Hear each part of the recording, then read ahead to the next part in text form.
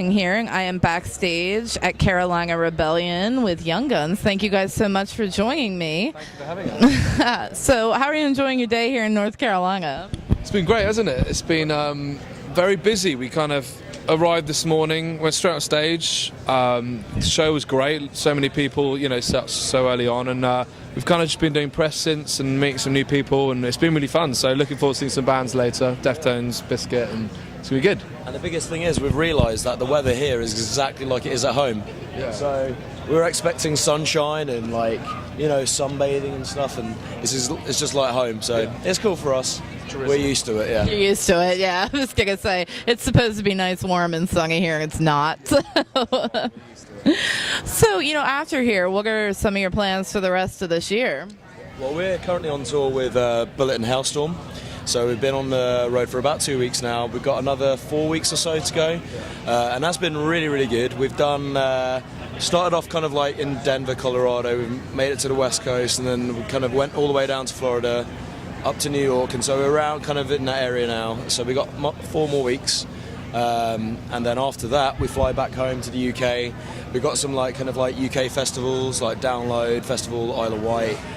We're gonna write a whole bunch when we get back. A couple of trips back to America, Brazil as well. Brazil, which is exciting.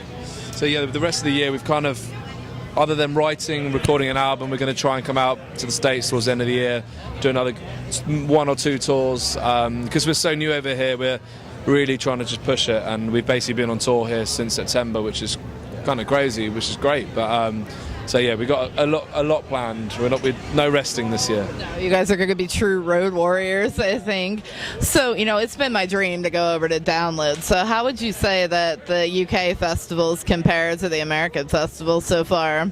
I don't know, it's hard to say really, because it's like, this is our first, these bunch of festivals, American festivals that we're doing recently, they're the first festivals that we've ever done in the States. So I would say it's different really, because we've got the luxury back home that most of our fans come and see us.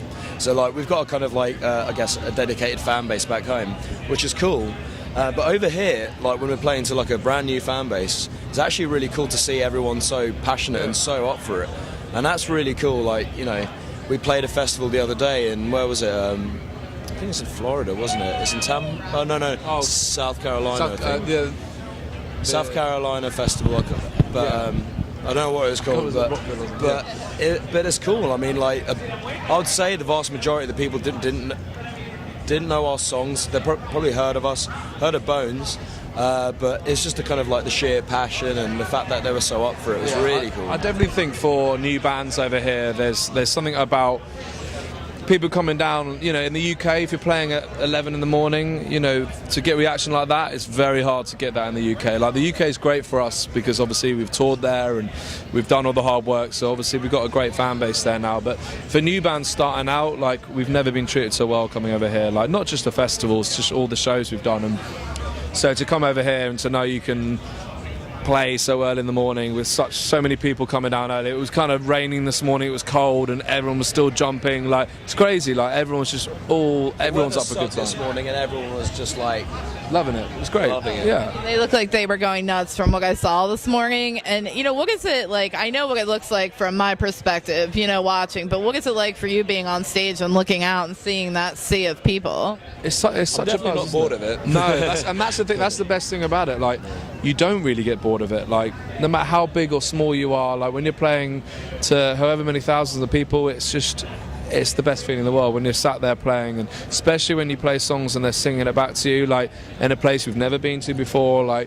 It's literally the best feeling in the world. That's the coolest thing. Since we released Bones, it really kind of connected with a lot of people around here, and the radio.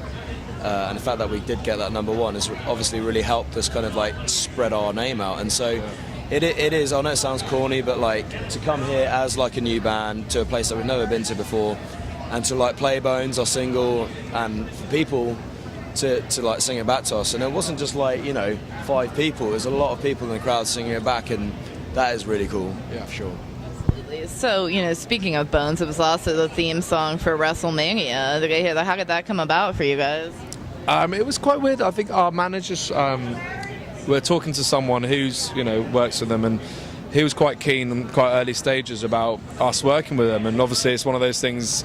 You know, you hear a lot of things, you're like, oh, it's obviously not going to happen. You know, you don't want to get yourself excited, and somehow it just did. They were just like, yeah, we're going to use their theme song, and I mean, that was like, for us, being fans of wrestling since we've been, you know, being kids, like hearing ourselves. I got back into it when I was like 18. Like everyone kind of grew out of it like at like 11 or 12, but I really got into it when I was like 17 and 18, like a lot later. But We're definitely from the kind of Hulk Hogan era, which, you know, Undertaker was definitely part of that, and so coming back 20 years later and watching it with him, and like it was such a great feeling, and to see the vast, you know, people that watch it, and you know, it's crazy. So that's done a lot for us, and we can really see that, and just being a part of WWE for us has been incredible. So like we're still surprised.